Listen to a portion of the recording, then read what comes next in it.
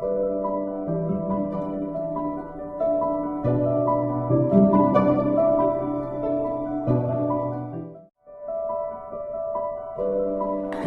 આપણે જોઈએ કે ત્રિકોણમિતિના જે 6 ગુણોત્તર છે એના ખૂણાના માપ 0, 30, 45, 60 અને 90 કઈ રીતે સરળતાથી યાદ રાખી શકાય.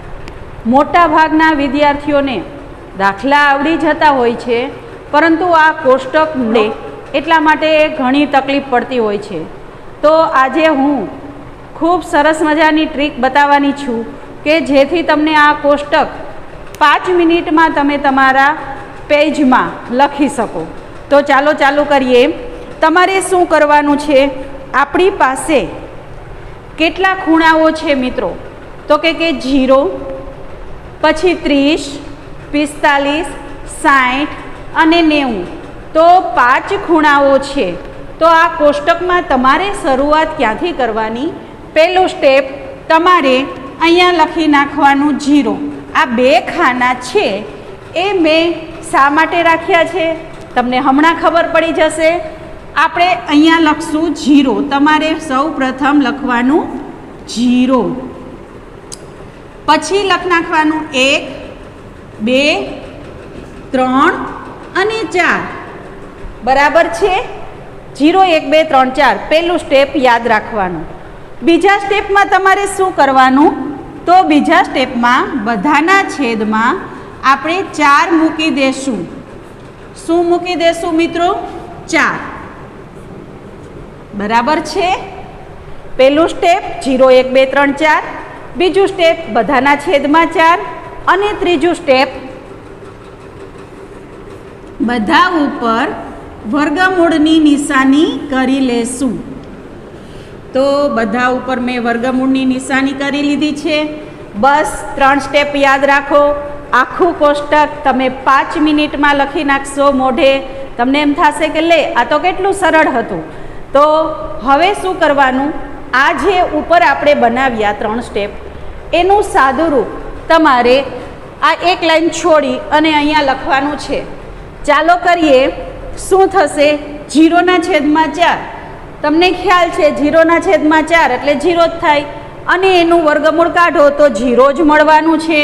એટલે અહીંયા લખું હું 0. બરાબર છે? હવે 1 ના છેદમાં 4, 1 નું વર્ગમૂળ 1, 4 નું વર્ગમૂળ 2 એટલે શું આવશે? 1 ના છેદમાં 2. બરાબર છે? અહીંયા શું થશે? અહીંયા મિત્રો છેદ ઉડી જશે. અહીંયા 2 દુ 4 થાય તો બચ્યા શું? 1 ના છેદમાં 2. વર્ગમૂળમાં 1 ના છેદમાં 2 અને વર્ગમૂળમાં 1 ના છેદમાં 2. ફરી 1 નું વર્ગમૂળ કાઢો. શું થશે? 1. 2 નું વર્ગમૂળ નહીં નીકળે એટલે 1 ના છેદમાં વર્ગમૂળ 2. ક્લિયર? હવે 3 નું વર્ગમૂળ અને 4, કારણ કે છેદ નહીં ઉડે તો ડાયરેક્ટ વર્ગમૂળ કાઢી નાખો. 3 નું વર્ગમૂળ ન નીકળે એટલે વર્ગમૂળ 3. 4 નું નીકળે 2.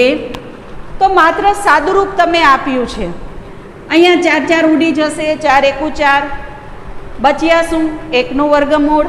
1 નું વર્ગમૂળ એટલે થશે 1.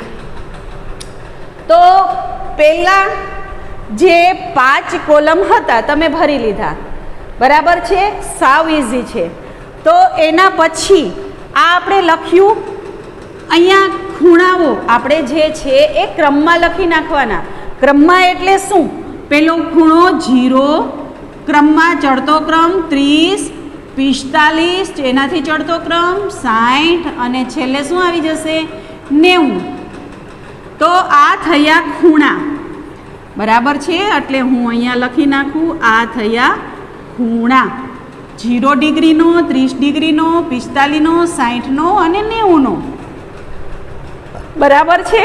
અને જે પહેલી લાઈન આ રીતે મળી મિત્રો, એ તમને સાઇન થીટાનું મૂલ્ય બતાવે છે. શેનું બતાવે છે? Sine theta. એટલે અહીંયા હું લખું સાઇન થીટા. અને એનો મિનિંગ શું થયો? આ છે ત્રિકોણમિતીય ગુણોત્તરો. તો આ જે છે એ ત્રિકોણમિતીય ગુણોત્તરો. આપણે 6 અહીંયા લખી નાખશું.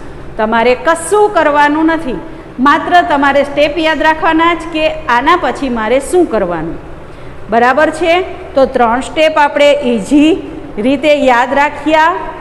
પહેલું કોલમ 0 1 2 3 4 બધાના છેદમાં 4 વર્ગમૂળ. ત્રીજું સ્ટેપ, એનું ચોથું સ્ટેપ છે એ પહેલી લાઈન આવી જશે, સાદુરૂપ આવ્યું એ. અને હવે સાઇન થીટા પછી તમને કોસ થીટા ગુણોત્તર મળશે. એ કોસ થીટા માટે અહીંયા હું આ રીતે લખું. કોસ થીટા માટે માત્ર શું કરવાનું? સાઇનનું ઉલટું. શેનું ઉલટું? સાઇનનું ઉલટું. એટલે અહીંયાથી લખતા જાઓ. તો બસ આ જ તમારે લખવાનું છે, તમારે કોઈ તકલીફ નહીં પડે. તો શું આવશે? 1 વર્ગમૂળ 3/2, 1/2 વર્ગમૂળ 2, એના પછી આ લખ્યું 1/2, 0. ઉલટો ક્રમ લખી નાખ્યો. કંઈ કરવું પડ્યું નહીં. હવે એના પછી ગુણોત્તર લખવાનો આપણે છે 10. શું ગુણોત્તર આવશે? 10. હવે 10 ગુણોત્તર માટે મિત્રો તમને યાદ છે કે સાઇન એટલે સામેની બાજુ છેદમાં કર્ણ, કોસ એટલે પાસેની બાજુ છેદમાં કર્ણ. એટલે સાઇનના છેદમાં જો હું કોસ કરું તો કર્ણ ઉડી જાય અને બચે શું? સામેની છેદમાં પાસેની બાજુ. અને એટલે શું થાય? 10 એટલે સામેની છેદમાં પાસેની. ફરી પાછું થશે કે આ તો શું કહે છે, પણ તમારે કોષ્ટકમાં લખતી વખતે માત્ર આ બંને છે એના અંશો લખવાના. તો 0/1 મિનિંગ કે 0 અંશ લખવાના છે ખાલી. તો આ બધાના અંશ શું આવશે? 1 1 વર્ગમૂળ 3 અને 1. અને અહીંયા છેદમાં આના અંશ વર્ગમૂળ 3 1 1 અને 0. સમજાવું? અહીંયા શું આ રીતે આંગળી રાખવાની? 1/3 વર્ગમૂળ 3. અહીંયા શું આવશે? 1/1 એટલે કે 1 જ. અહીંયા વર્ગમૂળ 3/1 પણ છેદનો 1 આપણે લખતા નથી એટલે એ વર્ગમૂળ 3 અને 1/0. મિત્રો 0/1 હોય ને તો જવાબ 0 આવે, પણ 1/0 તો એનું સાદરૂપ ન આપી શકાય એટલે એને અવ્યાખ્યાયિત કહેવાય. તો અહીંયા શું લખશું આપણે? અવ્યાખ્યાયિત. બરાબર ને? તો જુઓ, સાઇન એટલે પેલું આપણે સાદરૂપ આપ્યું, કોસ એટલે એનું ઉલટું લખ્યું, 10 એટલે બંનેના અંશો લખ્યા, અંશ અને છેદમાં. બરાબર છે? અને હવે બાકીના 3 ગુણોત્તરો બચ્યા. કયા બચ્યા? તો આ 3 વ્યસ્ત છે. 3 વ્યસ્ત એટલે સાઇનનું થાય સામેની બાજુ છેદમાં કર્ણ. તો કર્ણના છેદમાં સામેની બાજુ એટલે તમે તરત કહેશો શું થાય? કોસેક થાય. તો અહીંયા હું આ રીતે કરું છું. આ સાઇનનું વ્યસ્ત થશે એટલે અહીંયા આપણે કરીએ શું થશે? Cosec theta. બરાબર છે? એના વ્યસ્ત થાય. અને વ્યસ્ત એટલે તમને મિત્રો ખબર છે અંશ અને છેદ ઉલટાવી નાખવાના. તો કેમ? 0/1 તો 1/0 તમે તરત કહેશો અવ્યાખ્યાયિત. અહીંયા અંશ છેદ ઉલટાવી નાખો. આપણે સાઇનનું જ કોલમ જવાનું. તો કે 2/1 છેદનો 1 તો લખતા નથી એટલે માત્ર 2. વર્ગમૂળ 2/1 એટલે માત્ર વર્ગમૂળ 2. આને ઉલટાવી નાખો તો 2/વર્ગમૂળ 3 થઈ જશે.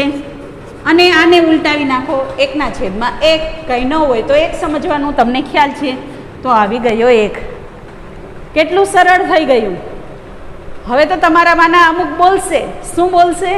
કે જેમ સાઇન થીટાનું લખ્યું એમ કોસ થીટાનું વ્યસ્ત શું? કોસ એટલે પાસેની બાજુ છેદમાં કર્ણ. તો એનું વ્યસ્ત શું થશે? કર્ણના છેદમાં પાસેની બાજુ એટલે કે સેક. તો ચાલો એનું વ્યસ્ત અહીંયા લખીએ આપણે. શું લખશું? Sec theta. તો આના બધાના ઉલટાવી નાખવાના. ફરી પાછું 1/1 એટલે માત્ર શું આવી જશે? 1. આને ઉલટાવો 2/વર્ગમૂળ 3. આને ઉલટાવો વર્ગમૂળ 2. આને ઉલટાવીએ 2 અને 0/1. 1/0 શું થશે? અવ્યાખ્યાયિત.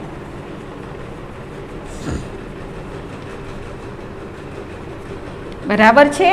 અને હવે છેલ્લું મારે કહેવાની પણ જરૂર ન પડે, ટેનનું વ્યસ્ત શું થાય મિત્રો? કોટ.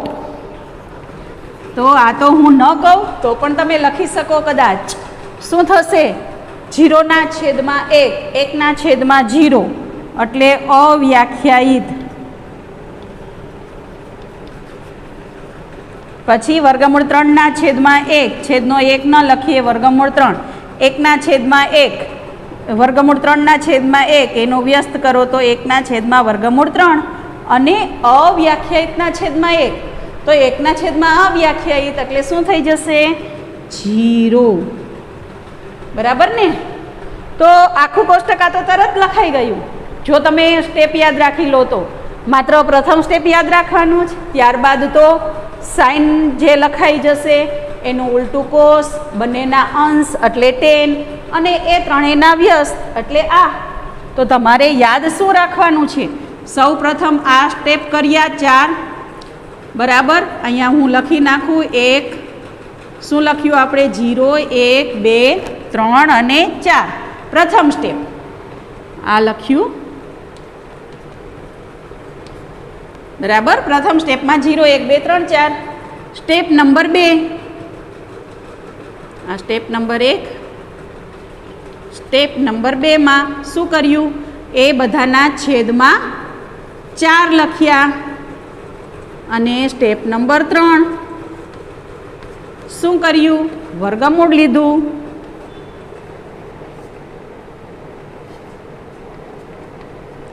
અને આનું જે સાદુરૂપ આપ્યું એ મિત્રો ક્યાં આવ્યું? આનું જે સાદુરૂપ તે અહીંયા આવ્યું. બરાબર છે? આ કોષ્ટક તમે આટલી રીતે યાદ રાખો તો 5 મિનિટમાં તમને સરળતાથી આવડી જશે. આ સાઇન આવી ગયું, પછી સાઇનનું ઉલટું એટલે કોસ, એ પણ અહીંયા હું તમને લખી દઉં. આ સાઇનનું ઉલટું લખવાનું, પછી સાઇનનું ઉલટું એટલે કોસ અને કોસનું ઉલટું કરી નાખીએ સાઇન અને કોસ. આ બંને